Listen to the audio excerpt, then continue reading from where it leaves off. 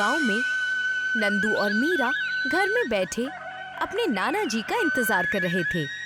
नंदू के नाना जी शहर से आने वाले थे, इसीलिए नंदू और मीरा बड़े खुश थे।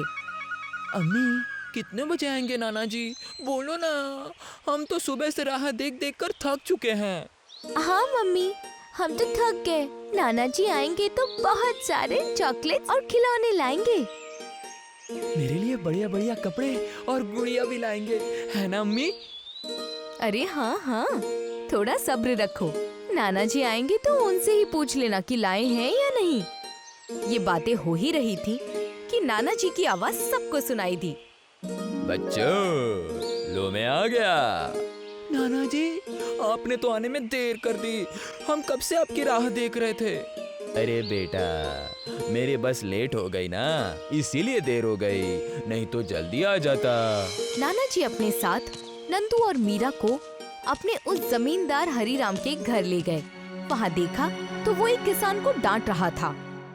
देखो भाई, मैंने तुमसे कहा था कि 3 महीनों के बाद उधार लिए हुए पैसे दे देना, लेकिन तुमने तो दिया ही नहीं। तुम्हारे जमीन देने के अलावा मेरे पास कोई रास्ता नहीं है। मालिक, आप मुझसे मेरी जमीन मत छीनिए, मैं आपके पैसे दे दूंगा। और मुझे मालूम है कि तुम मेरे पैसे नहीं दे पाओगे। अब बात करने का कोई फायदा नहीं, यहाँ से निकल जाओ। किसान की ये हालत देखकर नाना जी बोले, अरे हरीराम, अरे यार, इसके पास पैसे नहीं है, तू ऐसे मत कर। वो बेचारा गरीब इंसान है, उसे मोहलत दे दे, वो पैसे दे देगा। और तू इस कस्बे के किसानों को नहीं जानता, इनकी ऐसी नोटिंग चलती रहती है। जमींदार से पैसे लो, फिर हमारे पास पैसे नहीं है। तू जा भाई, कुछ नहीं हो सकता। अरे पर हरीराम, ये तो ठीक नहीं है ना। तू मुझे मत सिखा कि क्या सही है और क्या गलत। शहर से आया है ना, यहाँ पर 4 दिन मजे से रह, ताज़ा हवा पानी ले और निकल जा। मैं यहाँ पर कोई समाज सेवा करने नहीं बैठा, मुझे पैसे कमाने हैं। नाना जी को हरीराम की बातें बुरी तो लगी, लेकिन नाना जी ने कुछ नहीं कहा और वहाँ से चल दिए। दूसरे दिन नाना जी अपने नाती और नातिन के साथ बाहर घूमने निकले तो उन्हें एक बुजुर्ग भिखारी मिला। बाबूजी, कुछ खाने को दीजिए ना, बहुत भूख लगी है। जी 1 मिनट रुकिए, मैं आपको एक बड़ा सा अमरूद दे देता हूँ। थैले, चल जल्दी से एक अमरूद दे दे। नाना जी ने अपने थैले में हाथ डाला और उसमें से एक बड़ा सा अमरूद निकाला। ये लो अमरूद, बहुत बहुत शुक्रिया, ऊपर वाला आपका भला करे। बुजुर्ग भिखारी ने अमरूद खाए और दुआएं देकर आगे बढ़ गया। नाना जी, ये थैला तो बिल्कुल ही खाली है, लेकिन उसमें से अमरूद कैसे निकल आया?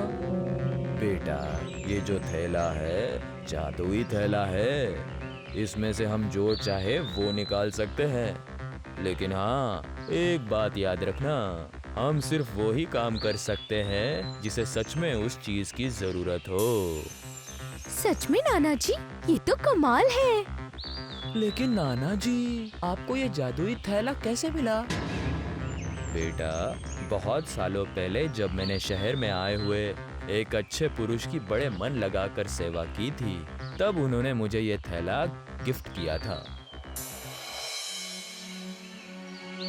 जादुई थैला देखकर बच्चे बहुत खुश हुए, लेकिन उनके मन में ख्वाहिश जागी कि वो भी उस थैले से लोगों की मदद करें। दीदी, क्यों ना हम वो नाना जी का थैला ले ले और उसमें से बहुत सारे चॉकलेट्स निकाले? नहीं नंदू, हमें इस तरह से थैला नहीं लेना चाहिए, नहीं तो नाना जी हमें डांटेंगे। और याद है नाना जी ने क्या कहा था, इसमें से सिर्फ वही चीजें निकलेंगी जिसकी दूसरों को सच में जरूरत होगी, वो हमारे फायदे के लिए नहीं है। अरे दीदी, ले लेंगे ना, कुछ नहीं होगा। चलो ना दीदी, चलो ना। मीरा नंदू का साथ तो नहीं देना चाहती थी, लेकिन नंदू के जिद के आगे मीरा की एक न चली। नंदू और मीरा ने नाना जी के कमरे में घुसकर चारों ओर देखा तो थैला उन्हें नजर आ गया। बच्चों ने थैला चुरा लिया। चलो ना दीदी, यहाँ पर कोई नहीं है, चलो थैले से चॉकलेट्स निकाल कर देखते हैं। देखो तो निकलता है क्या? थैले मुझे चॉकलेट्स दे दे। नंदू ने जब थैले में हाथ डाला तो उसके हाथ में कुछ नहीं आया। देखा ना, कुछ नहीं आया। दादाजी ने कहा था ना कि अपने फायदे के लिए कुछ नहीं मिल सकता इस थैले में से, और इससे हम सिर्फ जरूरतमंद का ही फायदा कर सकते हैं। चल जाकर अब नाना जी के कमरे में इस थैले को रख देते हैं। अरे नहीं दीदी, इसका जादू देखे बगैर मैं इसे नहीं रखूंगा। ठीक है, एक काम करते हैं, कल जो नाना जी ने उस भिखारी को अमरूद दिए थे ना, उसके पास चलते हैं। हाँ चलो। दोनों भाई बहन उसी भिखारी के पास आए। बाबा, हम तुम्हारी मदद करना चाहते हैं। अरे बेटा, तुम बच्चे भला मेरे लिए क्या करोगे? बाबा, मांग कर तो देखिए। ठीक है बेटा, मुझे कुछ मीठा खिला दो, बहुत भूख लगी है। मीरा ने थैले से कहा, थैले, बाबा को भूख लगी है, उनको लड्डू खिला दे। मीरा ने थैले में हाथ डाला तो थैले से लड्डू का डिब्बा निकला। ये लो बाबा, आप मीठा चाहते थे ना, लड्डू खा लो। बुजुर्ग ने लड्डू खाए और बच्चों को खूब दुआएं दी। ये सारा मंजर दूर से हरिराम देख रहा था। अरे वाह, तो एक नाथ के पास वो थैला है जिसके बारे में मैं सुनता आ रहा था। अगर ये थैला मुझे मिल गया तो मेरी चांदी ही चांदी है। मैं तो इस देश का ही क्या, दुनिया का सबसे रईस आदमी बन जाऊंगा। लेकिन सबसे पहले मुझे उस थैले को कब्जे में लेना होगा। हरिराम आगे बढ़ा, नंदू और मीरा को आवाज देने लगा। अरे नंदू, मीरा। अरे हरिराम, नाना जी, आप?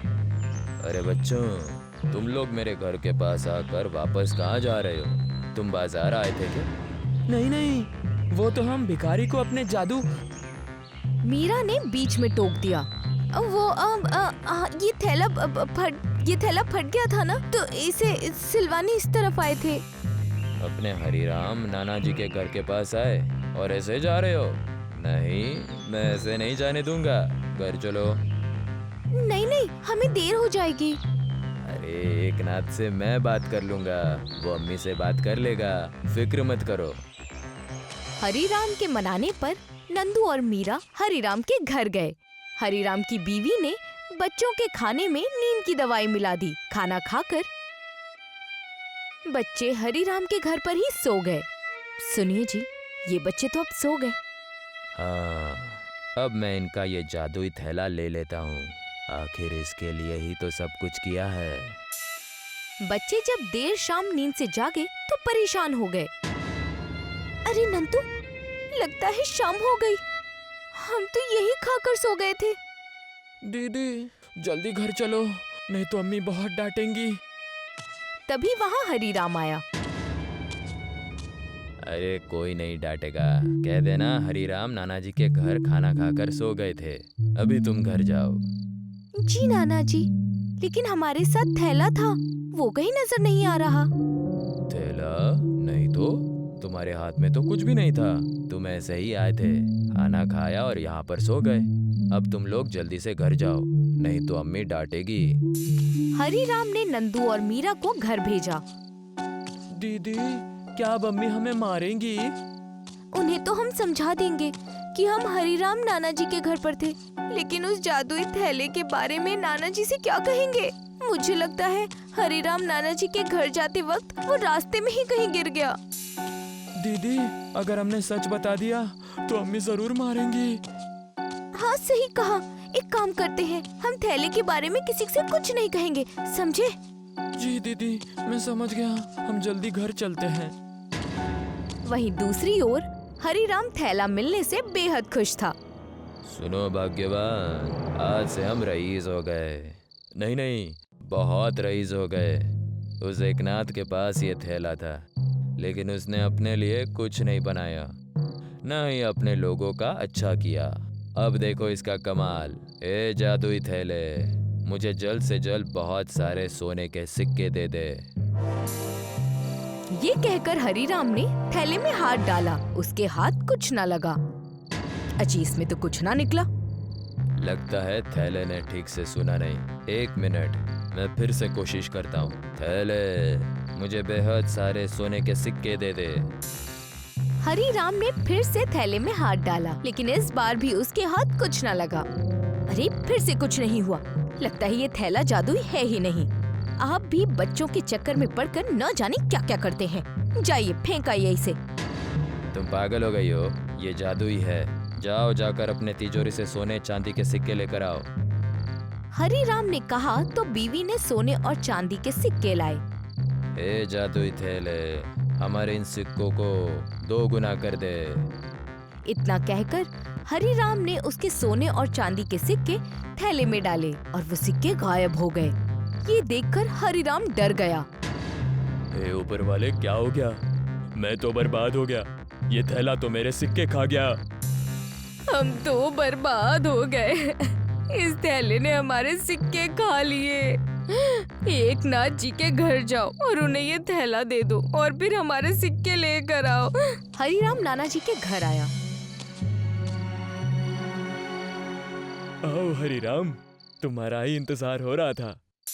एकनाथ, तुम्हारे इस थैले ने मेरे सोने और चांदी के सिक्के खा लिए। मुझे मेरे सिक्के वापस चाहिए। मुझे पता था कि ऐसा ही कुछ होगा।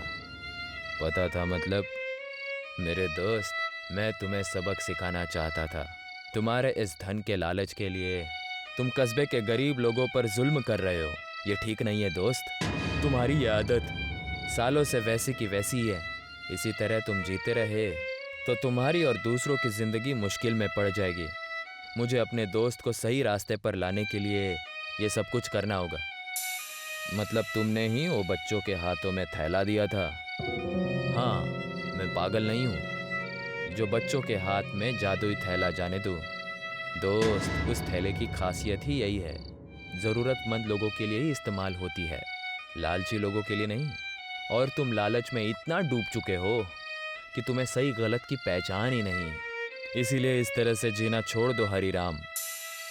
हरीराम की आंखों में अफसोस नजर आ रहा था। मुझे माफ कर दो मेरे दोस्त। तुम ठीक कह रहे हो कि लालच ने मुझे इतना गिरा दिया कि मुझे गरीब लोगों का दर्द भी दिखना बंद हो गया था। लेकिन अब तुमने मेरी आंखें खोल दी है। मैं अब कस्बे के लोगों की मदद करूंगा। मैं बस यही सुनना चाहता था। तुम्हें तुम्हारे सिक्के फिर से मिल जाएंगे। हे जादुई थैले, अब हरीराम को अपनी गलती का एहसास हो गया है। उसे उसके सोने और चांदी के सिक्के वापस कर दे। नाना जी ने थैले में हाथ डाला और उसमें से सोने और चांदी के सिक्के निकाले और सिक्के हरीराम को दे दिए। शुक्रिया दोस्त।